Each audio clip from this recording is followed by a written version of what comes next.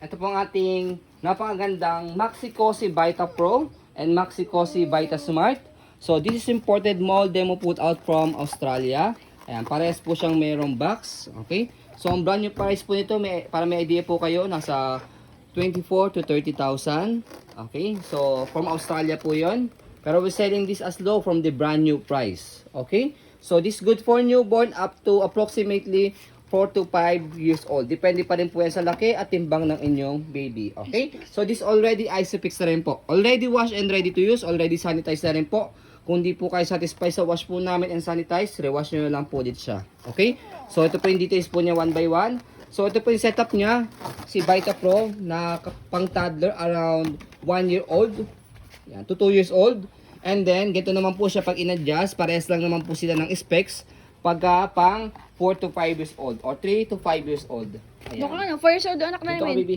Sa kabila. You try this one, hindi mo. Okay. O di ba maliit pa sa kanya kahit pang 5 years old kaya pa. 4 years old yung baby namin. So, approximately po yan 5 years old. O kaya 6 years old. Again, depende po sa laki ng baby po ninyo. Okay? So, sinabay na po namin siya ng video kasi parehas lang naman po siya mold demo put out. Halos same lang po ng specs. Meron lang pong konting difference. Okay? And then, same lang din naman po siya ng pricing namin. So, unahin muna natin yung kanyang Maxi Cosi na Vita Pro. Ayan. So, ang color niya is gray. And then, meron siyang design ng ganito. Ayan. Okay? And then, kompleto po ito sa newborn pad, sa head and body, harness pad. So, ito po yung setup niya kapag pang newborn. So, pe-press nyo lang po dito sa ilalim. Itong color white. So, ayan siya kapag pang newborn. So, meron siyang 3 reclining position.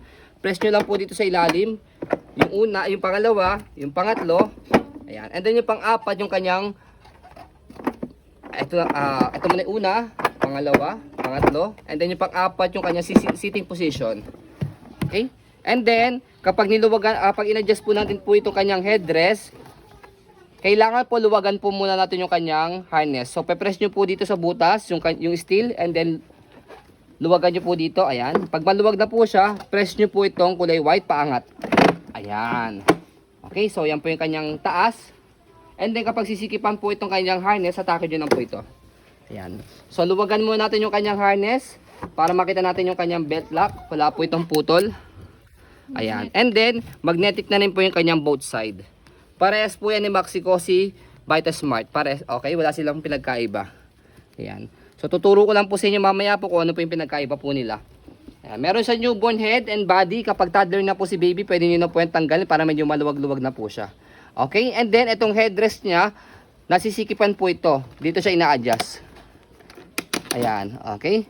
Kung medyo maliit or malaki yung ulo ni baby, pwede nyo po siya i-adjust. Yan po yung difference nila dito kay Vita Smart. Okay? And then, body frame niya. Ayan. Meron siyang tinatawag na G-cell protection for another support po kay baby if in case na magkaroon ng mag-accident. Ayan. And then, kabilang side ng body frame, sa likod pala. And nandito po yung kanyang installation kung paano siya ilagay. Pwede siyang Isofix, pwede rin naman po siyang manual po through seat belt. Okay? So, fitted po ito to all cars. Ayan. So, ang manufacturing date niya is 2021. So, meron expiration ng ang car seat ng 10 years hanggang 2031 pa po siya. So bakit meron siya expiration? Unang-una po sa material use. Pangalawa, if in case na nagamit sa accident, dahil syempre, pwedeng po ibenta yung mga gamit ng ganito, hindi na po safe gamitin para kay baby. Ayan. So ito, hook, nilalagay po ito sa ibabaw o sa likod po ng back seat ng sasakyan. So another support po yan para kay baby. Dito po yung, dito po yung makikita. Ayan, G-cell protection. Ayan. Okay, so next natin, dito ka na masabi na baby. Si Vita Smart. So ang color ni Vita Smart is black. Ganda ng color. Yan, all black. Yan. Same din siya. Luwagan mo natin yung kanyang harness. Same specs lang siya. Ayan. So wala rin siyang putol. Kompleto rin po yan sa harness pad, newborn pad. Magnetic din kanyang belt lock dito sa side. Ayan. Tapos, ayun yung kanya. Ito, dito damage siya. Design niya talaga yung lukot na yan. Kasi meron kaming buyer, akala niya damage to. Pero hindi, lukot talaga yan. Dahil yan yung kanyang design. Okay? Hindi lalagay yan eh. Wash kasi yan. Yan. Okay. Pasok nila sa loob. So, yan. May G-cell protection din siya. Ayan, ito yung kanyang belt din sa likod, another support po yan. Manufacturing date, 2019. Okay? So hanggang 2029 po ito. Ayan, Ang 20 na. 2029, 2019. 20. Ito pala, 2020 pala. 2020. Ito pala, year pala una, 2020. So hanggang 2030. Ayan, okay? So, G-set protection. So, by the way, kahit expired na po yung car seat, pwede pa rin pong gamitin po. Ayan, as long as hindi po siya nagamit sa accident or wala po siyang damage. Kasi sa ibang bansa po, meron akong kaibigan po doon sa US.